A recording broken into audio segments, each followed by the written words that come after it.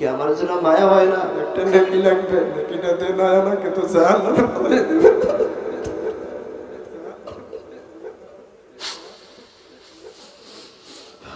ভাই বলবে তুই কে, তোরে আমি চিনি না।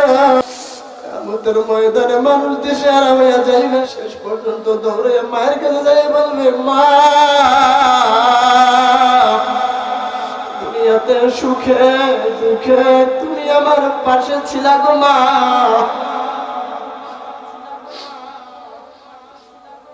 তুমি তো আমার পাশে ছিলা মা। ক্ষুধা লাগলে তুমি সহ্য করতে পারতে না, কখন কি খাওয়া, পাগল হয়ে যাও। আপনাদের দয়া আমার একটা মেয়ে দিছে, আমার মেয়েটা যখন গায়ে জ্বর ওঠে, অসুস্থ হয়, পাগল হয়ে যায়, কি করবো না করবো। গতকালকে সারাটা রাত বিশ্বাস করে 1 ঘন্টা বেশি ঘুমাইতে পারি নাই, মেয়েটা কান্নাকাটি করে অসুস্থ। কিয়ামতের ময়দানে ওই ব্যক্তিটা খালি বারবার বলবে, ও মা সুখে দুঃখে তুমি আমার পাশে ছিলা মা, তোমার সন্তান একটা নেকির জন্য জাহান্নামে যাইবে, তুমি কেমনে সহ্য করবে মা, আমাকে নেকিটা দে।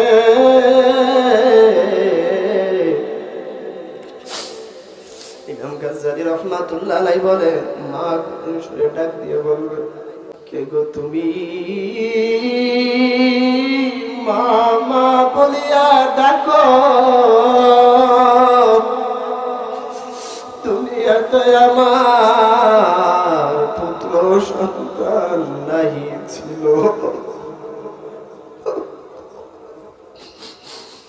বন্ধু কিয়ামতের ময়দানে কঠিন হয়ে যাইবে, এত কঠিন হয়ে যাইবে, সন্তান মাকে বলে যাইবে, মা সন্তানকে বলে যাইবে।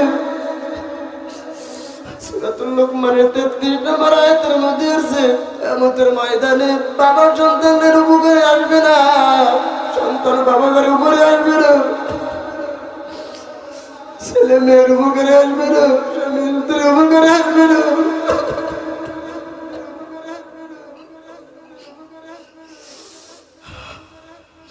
স্ত্রী স্বামীর উপকারে আসবে না, বন্ধু বন্ধুর উপকারে আসবে না, সন্তান বাবার উপকারে আসবে না। কার জন্য সময়টাকে নষ্ট করলা বন্ধু? বাবার কথা না শুই না মার সাথে বেদবি কইরা চলে গেলা বন্ধুর সাথে সময় কাটাবার জন্য। উপদেশ নামে একটা কিতাব আছে, কিতাবের 75 নম্বর হাদিস। বন্ধুরা আমরা ভালো করে খেয়াল করি, নবী করিম সাল্লাল্লাহু আলাইহি ওয়াসাল্লাম বলেন, যেই ব্যক্তি পিতামাতার অবাধ্য সন্তান, ওই ব্যক্তি জান্নাতে যাইতে পারবে না। যেই ব্যক্তি মদ পান করে জান্নাতে যাইতে পারবে না। 3 নম্বরে যেই ব্যক্তি জুয়া খেলবে, জুয়াখোর জান্নাতে যাইতে পারবে না। 4 নম্বরে যেই ব্যক্তি লটারিতে অংশগ্রহণ করবে, ওই ব্যক্তি জান্নাতে যাইতে পারবে না। মদ পান করা বুঝলাম, জুয়া খেলা বুঝলাম, জুয়া সবাই বোঝেন নাই জুয়া কাকে বলা হয়। তাফসীর ইবনে কাসিরের মধ্যে আছে, ইয়াসআলুনাকা আনিল খামরি ওয়াল মাইসির, ওয়াল মাইসিরের ব্যাখ্যায় আলী রাদিয়াল্লাহু তাআলা আনহু বলেন, তোমরা জানো পাশা খেলা এটাকে জুয়া বলা হয়। পাশা খেলা কাকে বলা হয়? আমরা ছোটবেলায় লুডো খেলছি কিনা? লুডো খেলছি না? ছক্কা মারো, চার ফেইসি, এটাকে পাশা খেলা বলা হয়, এগুলাকে বলা হয় জুয়া খেলা। শুধু তাই না, তাফসীরে কিতাবের মধ্যে আছে বাচ্চারা যে মার্বেল খেলে, এই মার্বেল খেলাকে জুয়া খেলা বলা হয়। মার্বেল খেলাও এটাও জুয়া খেলা। ফুটবল খেলা, ক্রিকেট খেলা, এগুলো জুয়া খেলা। এরপরে বললাম পিতামাতার অবাধ্য সন্তান কাকে বলা হয়? পিতামাতার অবাধ্য সন্তান, বাবা বলছে, হে আব্দুল্লাহ এদিকে আমার একটা কাজ কইরা দে। সন্তান কয় আমি পারবো না। বাবাই কয় কাজ কইরা দে। চোখের দিকে তাকাইয়া মাথাটাকে ঝাড়া লইরা কয় আমি পারবো না। এই বলিয়া মনে করেন গগনখালি বাজারে এসে গেছে। আইসা দেখে বন্ধুরা কয়, এই আব্দুল্লাহ ফুটবল খেলার মাঠটা পরিষ্কার করতে হবে, অনেক ময়লা হয়ে আছে। ও কি করে? ওই ফুটবল খেলার মাঠ পরিষ্কার করে, আছে না নাই? কিন্তু ওদিকে বাবার কথা অমান্য কইরা আছে। এটাকে বলা হয় অবাধ্য সন্তান। অবাধ্য সন্তান জান্নাতে যাইতে পারবে না। এরপরে নবীজি বলেন, লটারিতে অংশগ্রহণকারী জান্নাতে যাইতে পারবে না। বলেন আমরা নামাজ পড়ি কিসের জন্য? নামাজ পড়ি জান্নাতে যাবার জন্য। মাথায় টুপি পরলাম, পাগড়ি পরলাম, সুন্নতি জামা পোশাক গায়ে লাগাইলাম, দাড়ি রাখতেছি, রোজা রাখতেছি আমরা জান্নাত পাবার জন্য। কিন্তু একটা ভুলের কারণে যদি আপনার আমার থেকে আল্লাহ জান্নাত খাইটা দেয়, আমার উপায় কিন্তু থাকবে না। বুঝাও রে মন, তুমি নামাজ পড়লা একটা লটারির কারণে জাহান্নামে চইলা যাবা। লটারি হইল দুই প্রকার, এক নাম্বার হইল জায়েজ লটারি অর্থাৎ হালাল লটারি, আর একটা হইল হারাম লটারি। বুঝে আসছে? এক নম্বরে হারাম লটারি। হারাম লটারি কাকে বলা হয়? পটুয়াখালী শহরের মধ্যে লটারি ছাড়ছে, সবাই আমার কথা বুঝেন তো? লটারি ছাড়ছে, একটা লটারির দাম হইল 1000 টাকা। কত টাকা বলেন? একটা লটারির দাম হইল 1000 টাকা। এই লটারির মাধ্যমে কি পাবে? মনে করেন হাজার হাজার মানুষের লটারি ধরছে, একটা লটারি যে ধরবে প্রথম পুরস্কার যে পাইবে সে পাইবে 2 লাখ টাকার একটা হুন্ডা। কয় লাখ টাকা? তৃতীয় পুরস্কার যে পাইবে 1.5 লাখ টাকার হুন্ডা। তৃতীয় পুরস্কার যে পাইবে সে পাইবে 1.5 লাখ টাকার হুন্ডা। সর্বমোট কত লক্ষ টাকার লটারি হলো, পুরস্কার হলো? 5 লক্ষ টাকার পুরস্কার হয়ে গেল। বলেন যেই ব্যক্তি প্রথম পুরস্কার পাবে কত টাকায় পাবে? 1000 টাকায় পাবে। যেই ব্যক্তি দ্বিতীয় পুরস্কার পাইবে কয় টাকায় পাবে? যেই ব্যক্তি তৃতীয় পুরস্কার পাইবে কয় টাকায় পাবে? এখন আপনারা বলেন 1000 টাকায় কি হুন্ডা পাওয়া যায়? কথা কন সবাই। 1000 টাকায় হুন্ডা পাওয়া যায় না। এখন কিছু বলদায় কয় আমার ভাগ্যে নাই। ওরে বলদা, ভাগ্যে থাকবে কেমনে? লটারি তো অনেক জনে ধরছে, দেবে তো মাত্র 3টা। এখানে ভাগ্যের দোষ দিয়ে লাভ নাই, স্পষ্ট তো বোঝা যায় এখানে ধোঁকাবাজি। আমরা লটারি ধরলাম অনেকে, পুরস্কার দেবি 3টা, ভাগ্যের দোষ দিয়ে লাভ কি? এই লটারি যেই ব্যক্তি ধরবে ওই ব্যক্তি জান্নাতে যাইতে পারবে না। 2 নম্বরে হলো হালাল লটারি কাকে বলা হয়? আমি একটা মনে করেন ব্যবসায়ী মানুষ, আমি একটা ব্যবসায়িক পণ্য বিক্রি করব। এই পণ্যটা বিক্রি করবার জন্য মনে করেন আমার হাতে একটা ঘড়ি আছে, এই ঘড়িটা আমি বিক্রি করব। ঘড়িটার দাম কয় টাকা? 1000 টাকা। কয় টাকা বলেন? ওরা যে লটারি ছাড়ছে তাও কয় টাকা? আমি 1000 টাকায় একটা ঘড়ি দিব। এই ঘড়ি কারা পাইবে? যারা লটারি ধরবে তারাই পাবে। কারা পাবে? যে টাকা দিবে সে একটা গইরা ঘড়ি পাইবে। আর ওরা যারা টাকা দিছে 3 জনে পুরস্কার পাইছে, সবাই পায় নাই। ঠিক কিনা বলেন? এরপরে আমি সবাই একটা করে টাকার বিনিময়ে ঘড়ি দিয়ে দিলাম। এরপর আমি চিন্তা করলাম আমার পণ্য বেশি বেশি সেল করার জন্য আমি একটা পুরস্কারের আয়োজন করব। মনে করেন আমি ওদের মতোই 5 লক্ষ টাকার পুরস্কার দিয়ে দিলাম। যদি 3 জনে পুরস্কার পায় আর বাকি জনে পায় না, না পাইলেও সমস্যা নাই, কারণ টাকার বিনিময়েও ঘড়ি পেয়েছে। ঠিক কিনা বলেন? এই জন্য এই লটারি ধরা জায়েজ আছে, আর ওই ধোঁকাবাজি লটারি ধরা হারাম। এই লটারি বলেন আর ধরবেন কিনা কেউ জীবনে? এখানে যারা উপস্থিত আছেন সবাই ওয়াদা করেন জীবনে আর কখনো লটারি ধরব না। ওয়াদা করেন, হাত জাগান, হাত জাগান। আল্লাহ রাব্বুল আলামিন কবুল করুন। সবাই বলি আমিন। ইবনে মাজাহ 3371 নম্বর হাদিস, আবু দারদা রাদিয়াল্লাহু তাআলা আনহু বর্ণনা। ভালো করে খেয়াল করি যুবক ভাইরা আমার, নবী করিম সাল্লাল্লাহু আলাইহি ওয়াসাল্লাম বলেন লা তাশরাবিল খামরা ফাইন্নাহা মিফতাহু কুল্লি শাররিন। আল্লাহর নবী বলেন তোমরা নেশাদ্রব্য জাতীয় পান করবা না। ফাইন্নাহা মিফতাহু কুল্লি শাররিন, কেন না নেশাদ্রব্য জাতীয় খাবার অন্যায়ের চাবিকাঠি। বলেন মদ পান করা কি অন্যায়ের চাবিকাঠি? গাঞ্জা খাওয়া অন্যায়ের চাবিকাঠি। নেশাদ্রব্য জাতীয় যত খাবার আছে এগুলো অন্যায়ের চাবিকাঠি। জুয়া খেলা অন্যায়ের চাবিকাঠি। সন্তান যদি বাবার গায়ে হাত তুলে নেয় না অন্যায়? না, মাহফিল করা যাবে না, আপনাদের আওয়াজ পাচ্ছি না, জোরে আওয়াজ দিতে হবে। সন্তান মায়ের গায়ে হাত তোলা নেয় না অন্যায়? বলেন বাবা মেয়ের পোশাক খুলিয়া মেয়েকে জড়াইয়া ধইরা কয় তোমার সাথে আমি সহবাস করবো, নেয় না অন্যায়? পরকে সম্মান দেয় না, মায়ের চোখের দিকে তাকাইয়া কথা বলে, নেয় না অন্যায়? আল্লাহর নবী বলেন ফাইন্নাহা মিফতাহু কুল্লি শাররিন, মদ পান করা, নেশাদ্রব্য জাতীয় খাবার পান করা, জুয়া খেলা এগুলো অন্যায়ের চাবিকাঠি। তাহলে আমেরিকার মধ্যে তারা জরিপে আনছে মদখোর মদ খাবার পরে বাবাকে সম্মান করে না। মদখোর মদ পান করার পরে সন্তান মাকে জড়াইয়া ধরছে, কাপড় টাইনা টাইনা ঘুমের মধ্যে মা ঘুমায় আছে, মায়ের শরীর থেকে কাপড় সরাইয়া ফেলায়। ও স্ত্রী আমার, মা কি স্ত্রী বলে? কারণ মদ খাইছে, মাথা ঠিক নাই। কথা কয় না? ঘটনা মনে পড়ে গেছে, বলবনি?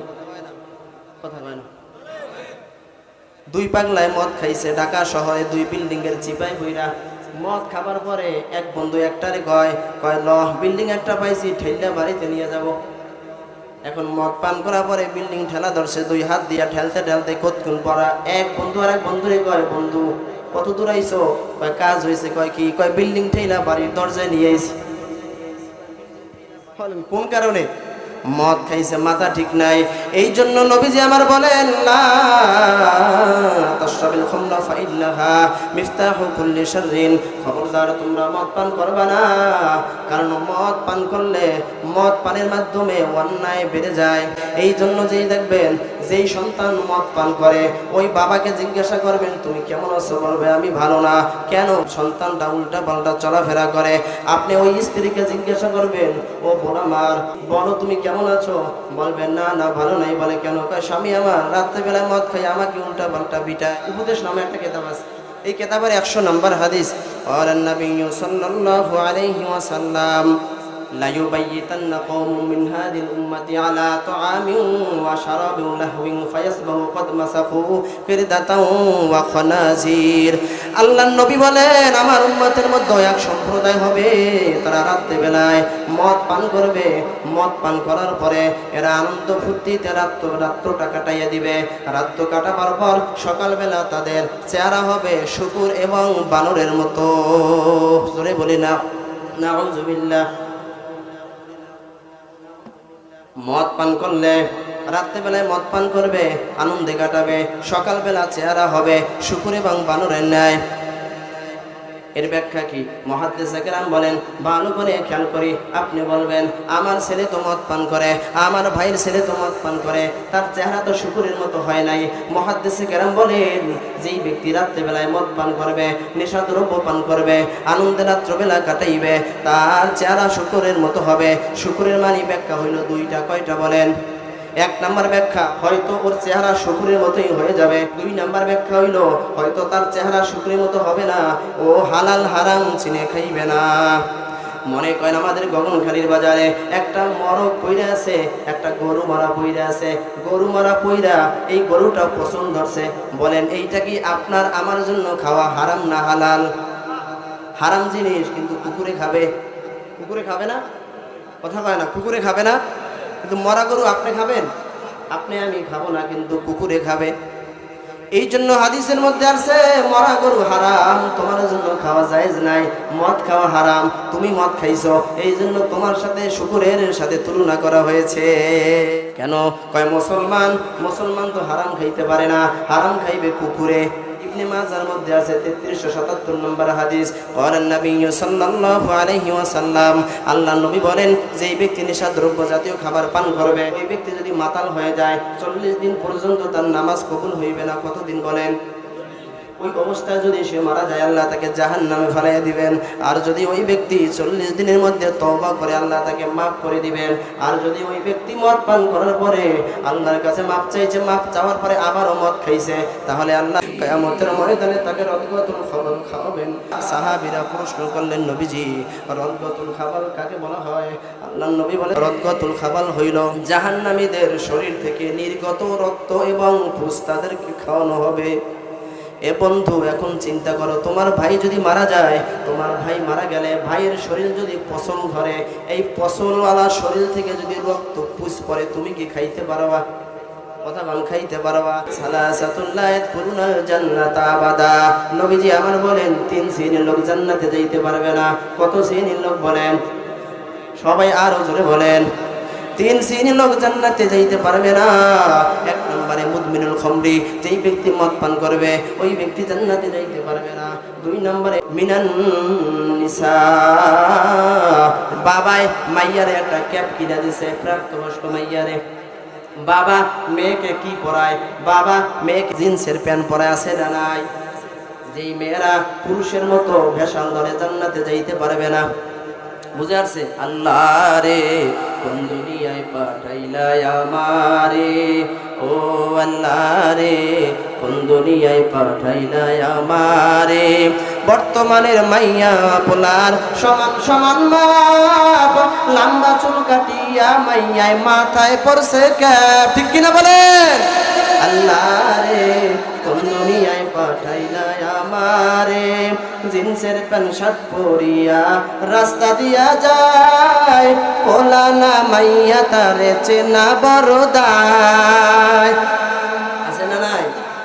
আল্লাহ রে কোন দুনিয়ায় পাঠাইলাই আমারে, বর্তমানের মাইয়া পোলার করে কি কারবার, মগাই দিছে মগি সামনে হুন্ডারি ড্রাইভার, সেরিরা হুন্ডা চালায় আর মগাই পিছনে বসে। আল্লাহ নবী বলেন 3 শ্রেণী লোক জান্নাতে যাইতে পারবে না। এ বন্ধুরা 2 প্রকার বললাম, 3 প্রকারে নবী করিম সাল্লাল্লাহু আলাইহি ওয়াসাল্লাম বলেন আদ-দায়ুস ওয়া রাজলা, যেই ব্যক্তি তার পরিবারকে বেহায়া করার সুযোগ করে দেয়, অন্যায় করার সুযোগ করে দেয়। এ বন্ধু, এ যুবক ভাইরা আমার, অনেকে নামাজি 5 ওয়াক্ত নামাজি পড়ো, ও বাবারা তোমরা অনেকে 5 ওয়াক্ত নামাজ পড়ো, আমাদের মাঝে মাঝে আফসোস হয় 5 ওয়াক্ত নামাজ পড়ো কিন্তু তোমার সন্তানকে বেহায়াপনায় লিপ্ত করে দিছো। বেহায়াপনে কাকে বলা হয়? মনে করেন স্ত্রী স্বামীকে বলছো, ও স্বামী আমার, ওই বাড়ির পাশে সেন্টুর বউ একটা মোবাইল কিনছে, সেন্টু মোবাইল কিনা দিছে বউ রে, স্বামী জিজ্ঞাসা মোবাইল দা করবা কি? কয় সেন্টুর বউ মোবাইলে ছবি দেখে, নাটক দেখে, টাইম পাস করে, আমাকে একটা কিনে দেবানি। স্বামী পাগলায় স্ত্রীর পরামর্শের কারণে একটা কিরাই ফিরে দিছে। এই যে স্বামী স্ত্রীকে একটা মোবাইল কিনে দিছে, এবার স্ত্রী মোবাইলে কি করে? নাটক দেখে, ছবি দেখে। তার মানে ওই স্বামী তার স্ত্রীকে বেহায়াপনার সুযোগ করে দিছে, ঠিক কিনা? এই স্বামী জান্নাতে যাইতে পারবে না।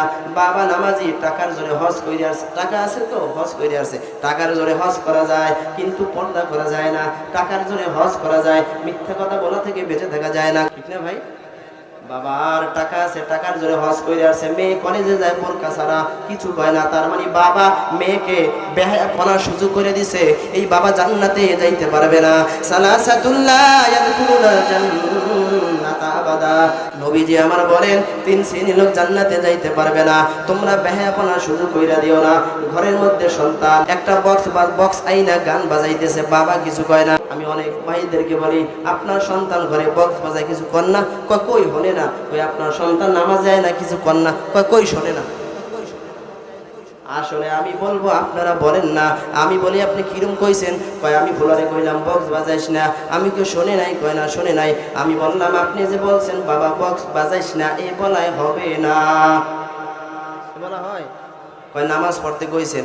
হয় আমি বাবারে কইছি, এ বলা নামাজ পড়িস, নামাজ না পড়লে ঘরে ভাত নাই, এই বইলা নাই মেজায়। আমি বলবো বাবা তুমি বলো নাই ইয়া আইয়ুহাল্লাযীনা আমানু, আল্লাহ রাব্বুল আলামিন বলেন হে ঈমানদারগণেরা, কু আনফুসাকুম ওয়া আহলিকুম নারা, তুমি জাহান্নামের আগুন থেকে আগে বাঁচো, এরপরে তোমার পরিবারকে বাঁচাও। এই আয়াতের আমল যদি করতে হয়, ও বাবারা তোমাদের পায়ে হাত দিয়ে বলি, তোমার সন্তান যখন ফজরের নামাজে ওঠে না, এখানে কোন ব্যক্তি আছো? তুমি কোন দিন রাত্রেবেলা একটা মগিতে পানি নিয়ে সন্তানের কাছে গেছো? সন্তানের কাছে গিয়ে কি কোনোদিন বলছো, এ বাবা তোর জন্য আমি পানি নিয়ে এসেছি, নামাজে চল। তুই যদি নামাজ না পারো আল্লাহ আমাকে ছাড়বে না, আল্লাহ তো আমাকে জাহান্নামে ফেলাই দিবে। বলেন এইরকম কোন বাবা মা এখানে আছেন? বলছেন হাত জাগান। এই কথা তো আপনি কোনোদিনও সন্তানের কাছে গিয়ে বলতে পারেন নাই। তাহলে আপনি কি মেহনত করছেন সন্তানের প্রতি? বলেন কি জবাব দেবেন? হ্যাঁ আমি বলছি। না না, এই বলাই তো হবে না। আমার বিশ্বাস আপনি যদি আজকে ফজরের সময় একটা মগের মধ্যে পানি দিয়া সন্তানের কাছে গিয়া যদি বলতে পারেন, সন্তান বাবা আমি তোরে কত কষ্ট করে পালছি, তোর কারণে আমাকে তো আল্লাহ জাহান্নামে দিয়ে দেবে, চল তুই নামাজে চল। আমার বিশ্বাস এমন কোন সন্তান পৃথিবীর মধ্যে নাই যেই সন্তান বাবার অনুরোধে নামাজে যাবে না। ইবনে মাজাহ 4020 নম্বর হাদিস, হাদিসে বর্ণনাকারী আবু মালিক আল আশআরী রাদিয়াল্লাহু তাআলা আন قال النبي صلى الله কথা বুঝেন তো আপনারা সবাই? قال النبي صلى الله عليه وسلم لا يشربن ناس من أمة الخمر يسمونها بغير اسمها يعزف على رؤوسهم المغنيات يكسف الله بهم الأرض ويجعل منهم القردة والخنازير। আল্লাহর নবী বলেন আমার উম্মতের মধ্যে এক সম্প্রদায় হইবে, তারা মদ পান করবে কিন্তু মদের নাম পাল্টাইয়া রাখবে। মদের নাম কেমনে? সহজে আপনাদেরকে আমি বুঝাই দেই। মনে করেন আমি আমার স্ত্রীকে বললাম অথবা আমার পরিবারের কোনো সদস্যকে বললাম আমাকে 1 গ্লাস শরবত দাও। কি চাইছি বলেন? শরবত চাবার পরে আমাদেরকে কি শরবত দেবে? হয়তো একটা লেবু চিবাইবে অথবা একটু চিনি দিয়ে ট্যাং দিয়ে শরবত বানিয়ে দিবে। কথা কন? স্বাভাবিকভাবে আমরা এটাকেই তো শরবত হিসাবে চিনি, ঠিক না? কিন্তু আল্লাহ নবী বলে লা ইয়াশরাবান্না নাসুম মিন উম্মাতিল খামরা ইউসাম্মুনাহা বিগাইরি ইসমিহা ইউযাবু আলা রুউসিল মুগন্নিয়াত ইয়াকসিবুল্লাহু বিহিমুল আরদা। না না, সে জামানার মধ্যে এমন লোক আসবে, তারা তার সন্তানের কাছে আমরা যেভাবে এই শরবত চাইছি শরবত দিছে, ওরা যখন বলবে ও কর্মচারী, ও ছেলে, ও স্ত্রী, আমাকে এক গ্লাস শরবত দাও, আমাদেরকে যেইভাবে পানি ঢেলা দিছে, শরবত বানিয়ে দিছে, ওদেরকে বোতল থেকে মদ ঢালিয়ে দিবে। কি দিবে? এই জন্য নবীজি আমার বলেন উম্মতের মধ্যে এক সম্প্রদায় হইবে, তারা শরবত চাইবে, শরবতের নামে কি দেবে? মদ দেবে। এরপরে তারা নায়িকা গায়িকা নারীদেরকে নিয়ে নাচ গানে লিপ্ত থাকবে। বড় লোকেরা যে গান বাজনা গায়, ওই যে মদ পান করে, আপনারা জানেন না বিভিন্ন জায়গায় তারা যে মদ পান করে, কি যেন পার্টি অফিস না কি কয়, এটা কি কয়, একটু জানি কি নাম আছে, ওই ক্লাব, এই ক্লাবের মধ্যে ওরা কি করে? মদ পান করে, সেরিগুলো ইয়া নাচ গান করে। আল্লাহর নবী বন্ধু কত আগে বইলা গেছে, লা ইয়াশরাবান্না নাসুম মিন উম্মাতিল খামরা ইউসাম্মুনাহা বিগাইরি ইসমিহা ইউযাবু আলা রুউসিহিমুল মুগন্নিয়াত। এমন সম্প্রদায় হইবে, তারা মদ পান করবে, নায়িকা গায়িকা নারীদেরকে নিয়ে নাচ গানে লিপ্ত থাকবে। ইয়াকসিবুল্লাহু বিহিমুল আরদা, এমতা অবস্থায় আল্লাহ রাব্বুল আলামিন তাদেরকে মাটির নিচে ধসে দিবেন। জোরে বলি নাউযুবিল্লাহ। উপদেশ নামে একটা কিতাব আছে, কিতাবের 101 নম্বর হাদিস। এই হাদিসে বর্ণনাকারী আবু মালিক আল আশআরী রাদিয়াল্লাহু তাআলা আন, লা ইয়াশরাবান্না নাসুম মিন উম্মাতিল খামরি ইউসাম্মুনাহা বিগাইরি ইসমিহা ইউযাবু আলা রুউসিল মুগন্নিয়াত ইয়াকসিবুল্লাহু বিহিমুল আরদা ওয়া ইয়াজআলু মিনহুমুল কিরদাতা ওয়া খানাজির। আগের হাদিস এই হাদিসের ইবারত সমান, অনুবাদটা একটু আলাদা। হাদিসের মধ্যে নবীজি বলেন এক সম্প্রদায় আমার হইবে, তারা মদের নাম পাল্টাইয়া রাখবে। এরপরে নবীজি বলেন তাদের নেতা হবে, নেতাকে তারা বাদ্যযন্ত্র দিয়ে সম্মান করবে। কি দিয়ে বলেন? বাদ্যযন্ত্র দিয়ে সম্মান করা হবে। ওই যে মাওয়া ব্রিজ, ওই যে মনে আছে হাসিনা যখন ওই জায়গায় গেছিল, তাকে স্বাগত জানাইছে ব্যান্ড পার্টি দিয়ে, গান বাজাইয়া, ঠিক কিনা বলেন? এখনো বিভিন্ন জায়গায় আর রাজনৈতিক নেতারা আসলে তাদেরকে হাতে খেলাপ দিয়ে সব ঈদ জানানো হয়, হ্যাঁ, সংবর্ধনা জানানো হয়। এরপরে বাদ্যযন্ত্র দিয়ে তাদেরকে সম্মান করা হয়, আছে না নাই? বন্ধু আল্লাহ নবী কত আগে বইলা গেছেন, ওরা নেতাদেরকে সম্মান করবে বাদ্যযন্ত্র দিয়া, হাতে খেলাপ দিয়া। এ বন্ধু নেতা চিনতে ভুল করছো।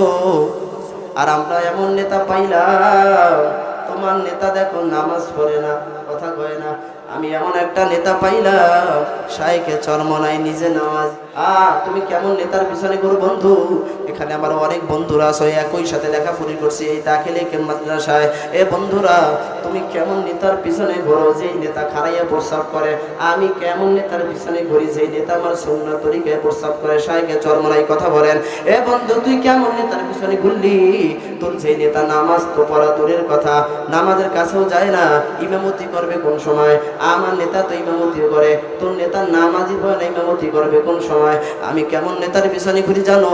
আমার নেতা, তুই কেমন নেতার পিছনে ঘুরো? তোর নেতা যখন তোর কর্মীদেরকে তালিম দেয়, সুন্দর করে বলে দেয়, এ যা যা যা, অমুক বাজারটা আমাদের দখল করতে হবে, অমুক জায়গায় চাঁদাবাজি করতে হবে, অমুক খেওয়া ঘাট আমার খাওয়া লাগবে, বলে কিনা বলেন?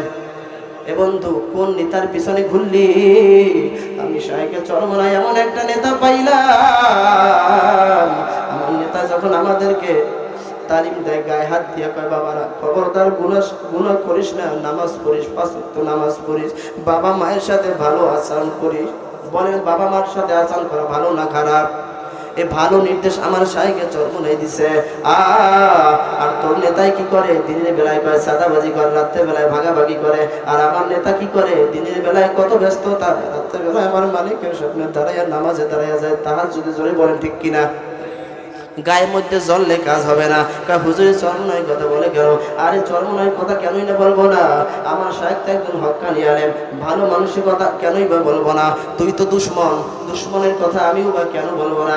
দুশ্মনের বিরুদ্ধে কথা না বললে আল্লাহ তো আমাকে ধরবে, তোরে আলেম বানাইলাম কেন? কথা কন।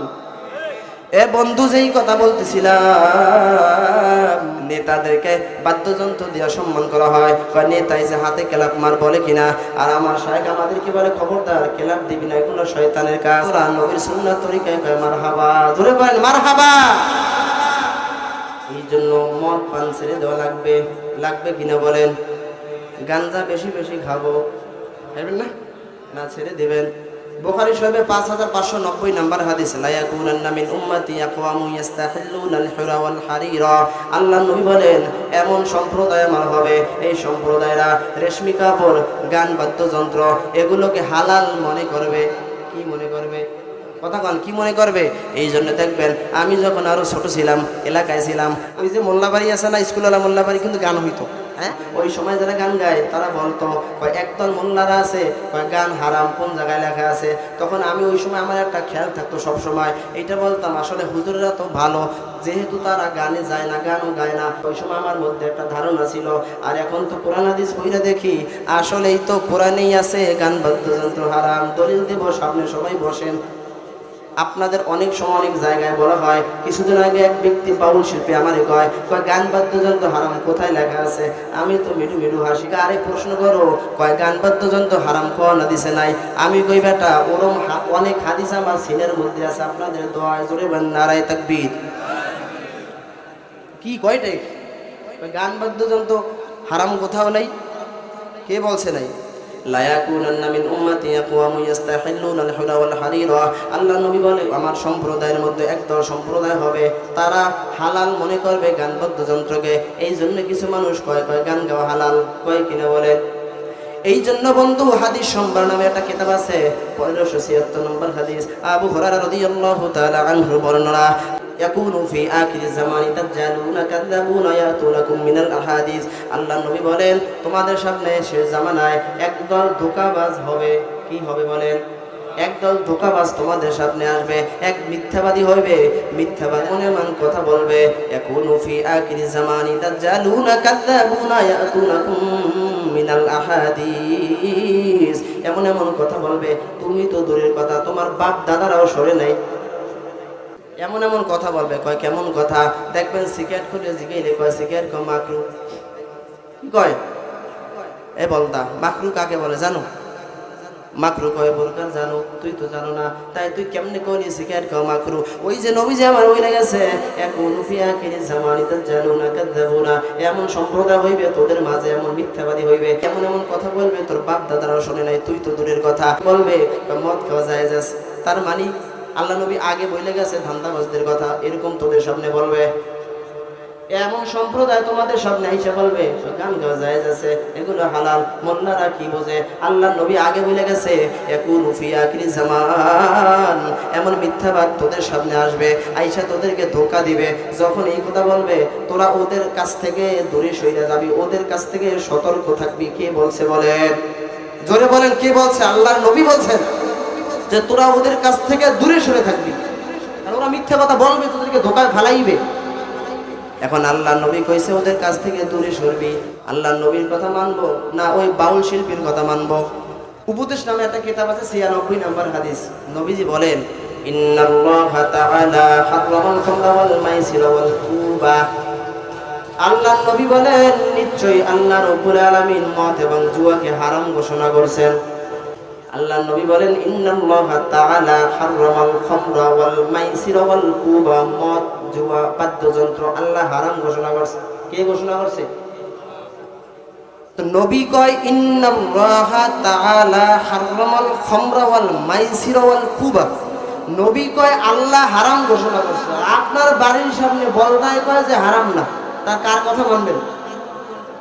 নবী বলছে হারাম, নবী বলছে আল্লাহ হারাম করছে। ইন্নাল্লাহা তাআলা হারামাল খামরা, নবী বলছে আল্লাহ গান বাদ্যযন্ত্র হারাম করেছে, নবীর মুখের কথা।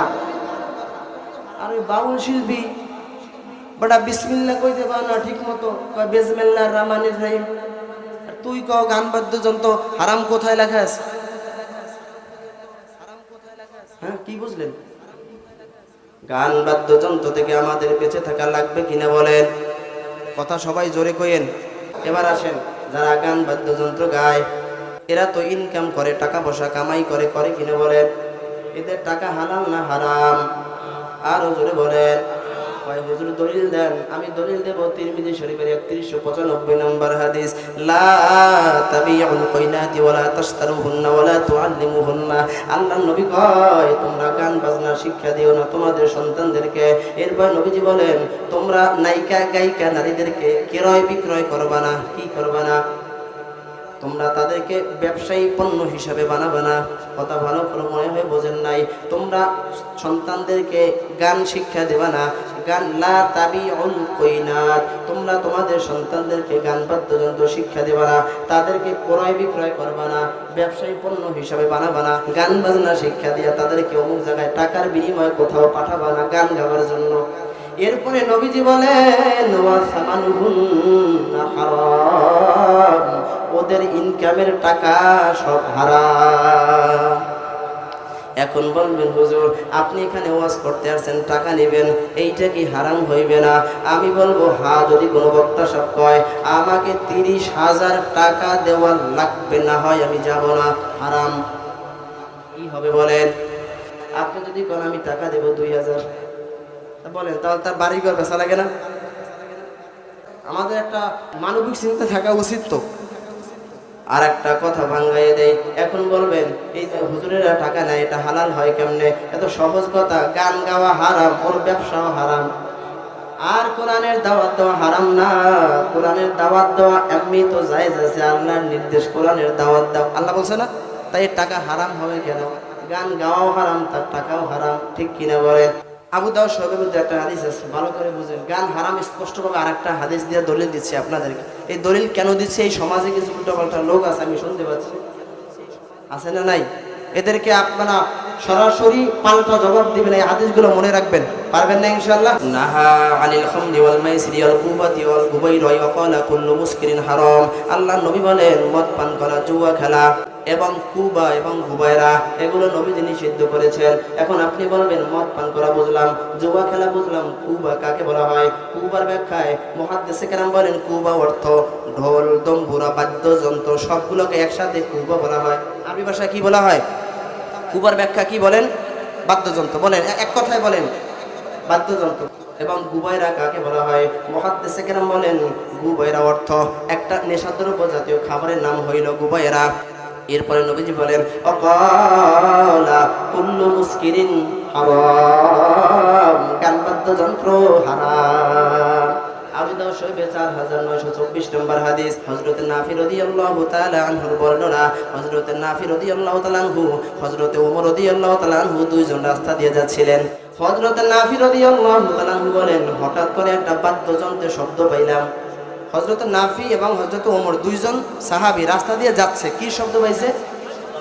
বাদ্যযন্ত্র শব্দ শোনার পরে হযরতে ওমর রাদিয়াল্লাহু তাআলা আনহু উজনাইহি, দুই কানের মধ্যে আঙ্গুল ঢুকাইয়া দিয়েছে। আমার দিকে তাকান, কোথায় আঙ্গুল ঢুকাইছে? দুই কানের মধ্যে আঙ্গুল ঢুকাইয়া রাস্তা পার হইছেন। অনেক দূর চলে গেছে। ওই যে সাথে একজন ভাই ছিল নাফি, নাফিকে বলছে অনেক দূর যাবার পর রাস্তা পার হয়ে গেলেন, পার হবার পর কয় তুমি কিছু শুনতে পাচ্ছ? প্রশ্ন করছে। তখন তিনি বললেন কুলতুলা, আমি কিছু শুনতে পাচ্ছি না। যখন বলছে কিছু শুনতে পাচ্ছি না, তখন হযরত ওমর কান থেকে আঙ্গুল বের করছে। কান থেকে সূক্ষ্ম একটা জ্ঞান নেব আমরা। হযরত ওমর যখন বলছেন তুমি কিছু শুনতে পাচ্ছ, তিনি উত্তর দিয়েছেন কি বলেন? না উত্তর দিয়েছে।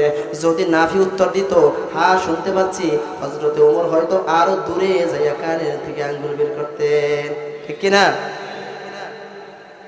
হযরত ওমর কান থেকে আঙ্গুল বাইর করে কয় হে নাফি, আমি একদিন আল্লাহ নবীর সাথে চলছিলাম, হঠাৎ করে বাদ্যযন্ত্রের শব্দ পাইছে।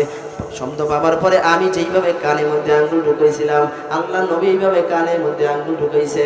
আমি তোমাকে যেইভাবে বলছি তুমি কিছু শুনতে পাচ্ছ, আল্লাহ নবী আমাকে এইভাবে জিজ্ঞাসা করছিল তুমি কিছু শুনতে পাচ্ছ নাকি? তুমি যেইভাবে উত্তর দিছো না, আল্লাহ নবী আমাকে প্রশ্ন করার পরে আমি উত্তর দিছিলাম না। এখন বলেন আল্লাহ নবী যদি বাদ্যযন্ত্রের শব্দ শোনার পরে কানের মধ্যে আঙ্গুল দেয়, সেই বাদ্যযন্ত্র বাজানো কি জায়েজ হইতে পারে? সবাই কথা বলে জায়েজ হইতে পারে? জিকির করি লা ইলাহা ইল্লাল্লাহ, লা ইলাহা, লা ইলাহা ইল্লাল্লাহু মুহাম্মাদুর রাসূলুল্লাহ। এ বন্ধু, ইমাম গাজ্জালী রাহমাতুল্লাহ আলাইহি তার কিতাবের মধ্যে উদাহরণ দিয়েছে কিয়ামতের ময়দানে একটা মানুষ বিপদে পড়বে একটা নেকির জন্য, 999টা নেকি হবে। একটা নেকির জন্য তিনি জাহান্নামে যাবে। কয়টা নেকির জন্য বলেন? একটা নেকি যদি না পায় তাহলে জাহান্নামে চলে যাইবে। ওই বন্ধুটা, ওই ছেলেটা দৌড়ে বন্ধুর কাছে যাইবে, বন্ধু একটা নেকি লাগবে আমারে দে, নেকিটা যদি না দাও তাহলে আমি জাহান্নামে চলে যাব। বন্ধু একটা নেকি দে, বন্ধু কইবে তোরে আমি চিনি না। হ্যাঁ, বিপদে বইরা বলবে এ বন্ধু তোর জন্য কত সময় কাটাইলাম, এ বন্ধু তোর জন্য আমি মায়ের কথা শুনি নাই, তোর জন্য আমি বাবার কথা শুনি নাই, বন্ধু একটা নেকি লাগবে, তোর কথায় আমি কত জায়গায় দৌড়াইলাম, বন্ধু নেকিটা আমারে দে। আল্লাহ ঘোষণা দেবে তাড়াতাড়ি নেকি ওদিক থেকে চাপ আসবে, নেকিটা দে না আমি জাহান্নামে চলে যাব। বন্ধু কইবে তোরে আমি চিনি না। কার পিছনে বন্ধু, কোন বন্ধুর পিছনে ঘুরে পাপ কামাই করতেছে বল, চিন্তা করে হাঁটো। আমরা আলেম মানুষ, আমাদের কাছে বন্ধুরা বেশি সময় দেয় না, কিন্তু জানো আমরাই তোদের আপন, আমরা তোদেরকে কেন নিষেধ করি বন্ধু?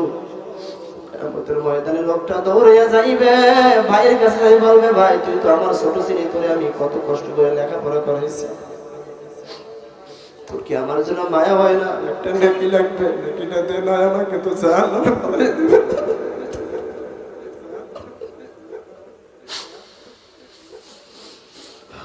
ভাই বলবে তুই কে, তোরে আমি চিনি না।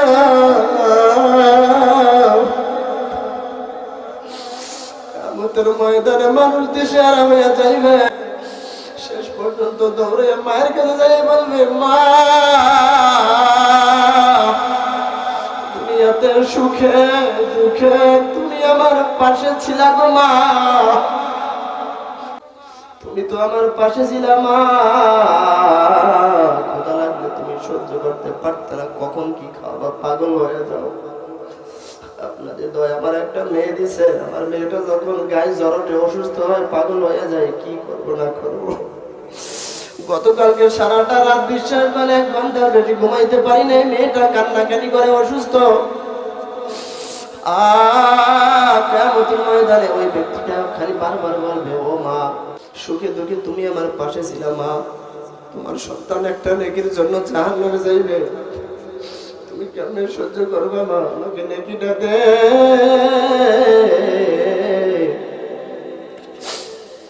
ইমাম গাজ্জালী রাহমাতুল্লাহ আলাইহি বলে মা কোন সুরে ডাক দিয়ে বলবে কে গো তুমি, মা মা বলিয়া ডাকো, দুনিয়াতে আমার পুত্র সন্তান নাহি ছিল।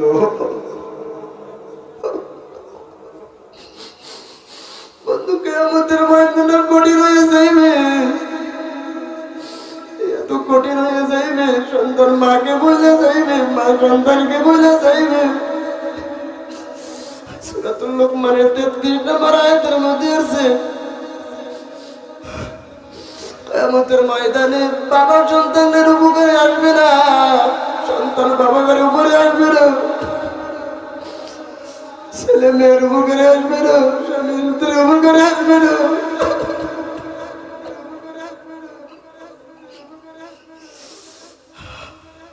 স্ত্রী স্বামীর উপকারে আসবে না, বন্ধু বন্ধুর উপকারে আসবে না,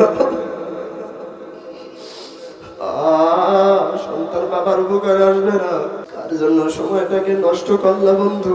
বাবার কথা না শুই না মার সাথে বেদবি কইরা চলে গেলা বন্ধুর সাথে সময় কাটাবার জন্য। বন্ধু তোদের পায়ে হাত দিয়া বলি বন্ধু খবরদার মায়ের সাথে বেদবি করিস না। এখানে যারা আমার বন্ধুরা আছে তোমাদেরকে অনুরোধ করে, এখানে কোন বন্ধু আছে আমার হাতে ওয়াদা দিয়ে বলবি আমি সিগারেট খাইতাম সিগারেট খাবো না, এমন কে আছে বন্ধু একটু আয় এদিকে আয়। বন্ধু কোন ব্যক্তি আছো যে না আমি মায়ের সাথে বেদবি করবো না, আয় এদিকে আয়, আল্লাহ দেখুন আল্লাহ রাব্বুল আলামিন কবুল করবেন। এ বন্ধু এদিকে আয়, কোন ভাই আছো কোন ভাই আছো কোন ভাই আছো যে আমি মায়ের সাথে বেদবি করতাম, ওদিকে ফেরো, আল্লাহ তুমি এই ভাইকে কবুল করে নাও। সবাই বলে না আমিন। আল্লাহ তুমি একে দিনের জন্য কবুল করে নাও। আল্লাহ তো মায়ের সাথে খারাপ আচরণ করছে আর করবে না, তুমি কবুল করে নাও। সবাই বলে না আমিন। এ বন্ধু মায়ের সাথে যদিও বেদবি করে থাকো আর বেদবি করিস না। এখানে যদি কেউ থাকো হুজুর আমার পাও ধরবেন, হ্যাঁ আমি পাও ধরবো রাজি আছি, তবু বলবো ভাই তোরা নামাজ ছাড়িস না, মায়ের সাথে বেদবি করিস না। এই মা তোর জন্য জীবনে কত কষ্ট করেছে, তোর বড় ভাই থাকলে বড় ভাইয়ের সাথে বেদবি করিস না। কানে তোর বুঝতে হবে, তোর একদিন না হইলো তোর বড় ভাই তোর পায়খানা সাফ করছে, অথবা তোর ভাইয়ের গায়ে প্রসাব করে দিচ্ছে, এমন একটা দিন গেছে। যে ছোট তার বড় যারা থাকে তোর নিয়ে একদিন না হইলো তোর নাকের ময়লা সাফ করে দিচ্ছে, তুই সেই ভাইয়ের দিকে তাকায় কথা বলে, এটা তো সহ্য করা যায় না। এই জন্য বন্ধু আমি আপনাদের কাছে দোয়া চাই, আপনারা দোয়া করবেন, আল্লাহ যেন দিনের জন্য কবুল করেন। আমাদের সমাজের মধ্যে আপনাদেরকে অনুরোধ করো বাবা, এখানে মাহফিল আয়োজন করছেন কমিটিকে আমি বলবো, ও কমিটিরা আপনারা সহযোগিতা করবেন, সমাজের মধ্যে গান বাদ্যযন্ত্র বাজাইতে দিবেন না। রাজি আছেন সবাই? সবাই বলে রাজি আছেন নি? কোনো মেয়ের বিবাহে গান বাজাবেন না, রাজি আছেন? কারা কারা হাত জাগান? আল্লাহ কবুল করুক। এরা আর নিজের মেয়ের ছেলের বিবাহে গান বাজাইবে না। বাজাবেন সবাই?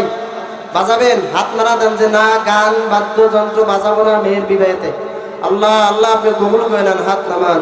আল্লাহ আপনি কবুল করে নেন, সবাই বলি আমিন। বিবাহ এত সুন্দর একটা পবিত্র জিনিস, কিন্তু আমরা এই বিবাহটাকে নষ্ট করে দেই গান বাদ্য বাজাইয়া। ও ভাই, এগুলো মুসলমানের কাজ। হাজি সাহেব হজ করে আসছে, তার মেয়ের বিবাহে গান বাজায়। আল্লাহ রাব্বুল আলামিন ভাইদেরকে কবুল করুক। আর সমাজের মধ্যে যদি এমন কেউ থাকে, অনেক মানুষ চ্যালেঞ্জ দেয় আমার সাথে না অন্যজনের সাথে, কয় গান বাজনা হারাম, কোন আলেম কইতে পারে? আপনাদের সাথে চ্যালেঞ্জ দিলে 3 ঘন্টা আগে আমার এখানে একটা ফোন দেবেন। 3 ঘন্টা আগে ফোন দিয়ে বলবেন তুমি একটু আসো আর আমাদের সাথে বসতে চাই। আমি একা আসবো না, 3 ঘন্টা হুন্ডা নিয়ে চলে আসবো বরিশাল থেকে। ইনশাআল্লাহ ওদেরকে প্রতিহত করবো ইনশাআল্লাহ। আল্লাহ রাব্বুল আলামিন সকলকে আমল করার তৌফিক দান করুন, সবাই বলি আমিন।